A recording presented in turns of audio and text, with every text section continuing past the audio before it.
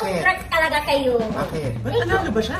Palaro? Ay, ano ka? Hindi, mamano hindi. Ano nga? Eh, kasi mukhang tama yung Catherine Bernardo at saka Mayor Alcala issue. Ay, oo nga, dahil diba, naano ko lang naman to sa nabasa ko sa Reddit. Oo. Kung saan pinalalabas na dampot daw ako ng dampot sa Reddit. Oo. O, di tapos ang issue. Ako happy sila. Ito na nga. Ito ha. Ay! Bahin na! Basang-basa na yung screen mo, oh. Ito na nga, nakalagay sa Reddit. Ito na, babasahin ko na. Suot mo yung ideal vision mo. Ito na nga, Ayan. Spotted sila Kat at Mayor Alcala sa BGC noong June 6, 3 a.m. Walang picture kasi ang bilis ang sasakyan sa van. Ayan. Edit. Sa mga nangihingi ng proof mga day, hindi ko naman in-expect na makikita ko sila. Nag-work ako sa BGC at that time, break time ko at gawain ko. Yung break time ay mag-walking. At yung route ng walking ko ay sa High Street. Doon ko sila nakita. Nakilala ko na lang sila nung malapit na ako sa kanila. Nagpapapicture pa nga si Mark sa mga scooter ng mover doon eh.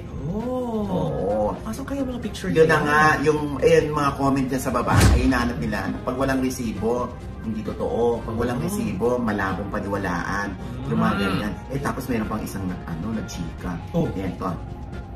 Ay! Basang-basa na, nagdo-double vision na yung screen. Ito na nga, sina Mayor Alcala at si Catherine Bernardo ay nasa IV Skin Clinic. Nung Friday lang daw ito. At napaka-sweet daw ng dalawa. Hindi mapaghiwalay. Si Mark at si Catherine. Nakakalokan. Saan branch ng IV na Ay, ito sa IV Vertis branch. Sa North. Ang tanong, totoo ba? Sabi ko nga lagi, wala namang problema kung ito man ay totoo. Kasi wala namang sabit pareho.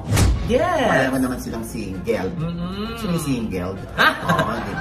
At saka, ang daming nakakapansin Iba yung glow ni Catherine this past few months. Yes, diba? Oo, kuya. Tapos yung iba, isinusumpa ka. Bakit? Nag-invento ka raw ng balita. Invento mo ba yun? Ang importante, nababawasan ng mga sumusumpa sa akin.